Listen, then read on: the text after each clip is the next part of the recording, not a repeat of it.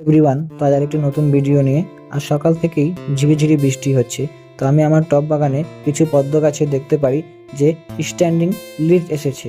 তো standing leave আসার মানে আমি জানি যে আপনাদের মনে একটি কৌতূহল হয় যে এবার পদ্ম গাছে কি খাবার বা কি সার দিব। তো একটা স্ট্যান্ডিং লিভ আসার মানে যে পদ্ম গাছের সম্পূর্ণ সার শেষ হয়ে গেছে, একদমই না।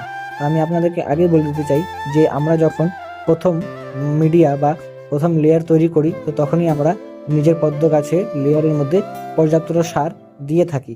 তারপরে আর পদ্ম গাছে কোনো সারের কোনো প্রয়োজন হয় না। আর পদ্ম গাছের বেশি মেনটেনেন্স কোনো কিছু নেই, শুধু মিডিয়া তৈরি করার সময় যা সার দিতে হয় সেটাই পর্যাপ্ত সার, তারপরে আর কোনো সারের দরকার হয় না। তাতেই আমার পদ্ম গাছে সুন্দর সুন্দর ফুল হয়। আর আপনারা যদি চান যে আপনাদের পদ্ম গাছে সুন্দর সুন্দর ফুল হোক, তো সর্বপ্রথম কাজ হচ্ছে যে আপনাদের মিডিয়াটাকে ঠিকঠাক করে রেডি করা। বাই। ভিডিওটা